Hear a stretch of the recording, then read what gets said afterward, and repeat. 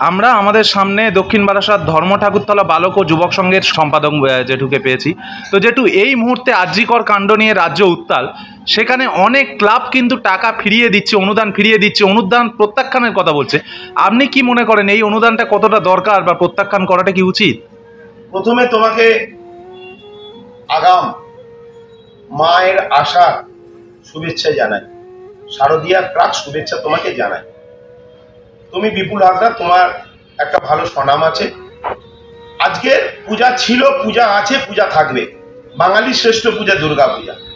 কিন্তু আপনাকে বলি, সরকারে যে থাকে সেটা আমার সরকার। আমি যেই দল করি না কেন সেটা আমার মুখ্যমন্ত্রী মমতা বন্দ্যোপাধ্যায়, পশ্চিমবাংলার মুখ্যমন্ত্রী মমতা বন্দ্যোপাধ্যায়। আজকের উনি যে জায়গাটা দুর্গাপূজাটাকে বাঙালির থেকে, বাংলা থেকে, ভারতবর্ষ থেকে যেটা বিশ্বব্যাপী একটা জায়গায় নিয়ে গেছে, তার জন্য মাননীয় মুখ্যমন্ত্রী মমতা বন্দ্যোপাধ্যায়কে অনেক অনেক ধন্যবাদ জানাই আমি একটা ক্লাব কমিটির সম্পাদক হিসাবে। আজকের অনেকেই সরকার গেছে, অনেক সরকার এসেছে, কেউ কখনো চিরন্তন নয়। কিন্তু আমি আবার ধন্যবাদ জানাই এই ক্লাবগুলির যে অনুদান, যে 85,000, একটা সময় 70,000, একটা সময় 50,000, এই যে অনুদান একমাত্র মাননীয়াই ভেবেছেন, তার জন্য ওনাকে অনেক অনেক ধন্যবাদ জানাই। আরজিকর কাণ্ড খুব খারাপ জিনিস, অন্যায় অন্যায়। আজকে মমতা বন্দ্যোপাধ্যায়ও বলেছেন অন্যায়ের সাথে আপোষ করব না, এবং সিবিআইকে তিনি অনেকবার বলছেন বিচার প্রক্রিয়া তাড়াতাড়ি করে তাদেরকে ফাঁসি দেওয়া হোক, এবং সমাজের সুসম্পন্ন সভ্য মানুষরাও পথে নেমেছে। কিন্তু ভারতবর্ষের ইতিহাসে ধনঞ্জয়ের ফাঁসি হয়েছিল, তারপরেও কিন্তু থেমেছিল না ধর্ষণ। আজকের আপনারা জানেন দ্রৌপদীর বস্ত্রহরণ আর সীতামাকে পাতালে প্রবেশ এই পুরুষতন্ত্র সমাজে হয়েছিল। আজকে সেই জায়গায় দাঁড়িয়ে আমার দুটো ছেলে আছে, আমার দুটো বউ আসবে, আমার বাড়ি ধর্ষক আর আমার বাড়ি ধর্ষিতা, এদেরকে নিয়েই আমায় চলতে হয়।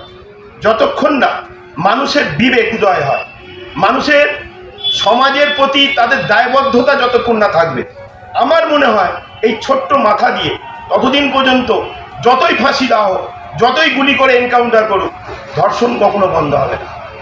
এবং আরজিকর কাণ্ডে যেটা নিয়ে চেক বিলি বন্ধ, এই চেক দিদির যে প্রত্যাখ্যান, সেটা তাদের ব্যক্তিগত ব্যাপার। আমি এইটুকু বলবো, যারা চেক বন্ধ করেছে তারা কখনো চেক নেবেন না, এটা আশা করব। একটা আরজিকর কাণ্ডের সাথে দুর্গাপূজার কোনো তুলনা হয় না। আজকের ভগবান রাম তার শক্তি আরাধনায় মাকে আরাধনা করেছিল, দুর্গাকে। আজকে সেই জায়গায় দাঁড়িয়ে মাকে আরাধনা করছি আমরা। বছরে একবার মা আমাদের আসেন, সেই জায়গায় দাঁড়িয়ে মায়ের কাছে প্রার্থনা করব আমাদের যারা পুরুষতন্ত্র পুরুষ, তাদের শুভবুদ্ধির উদয় হবে।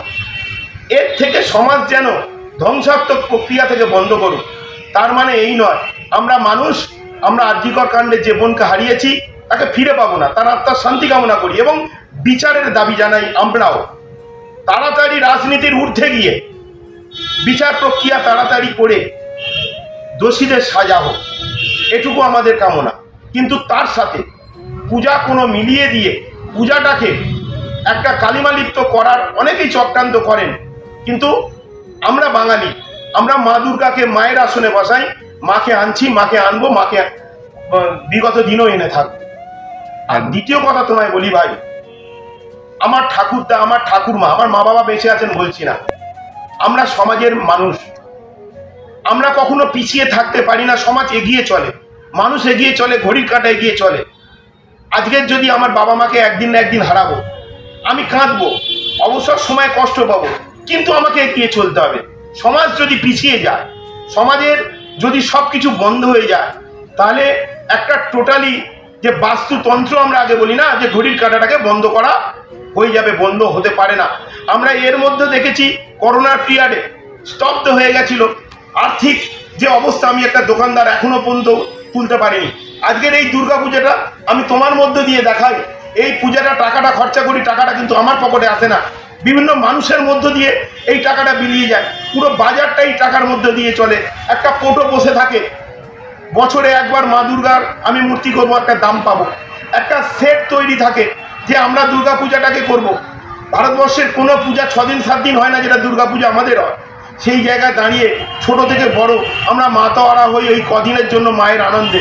সেই আনন্দটার বিচার যেন আমাদের মধ্যে না আসে।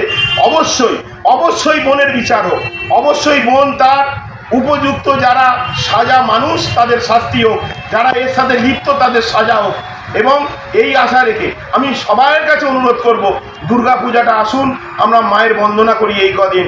এই বলে আমি আমার কথাটা শেষ করলাম।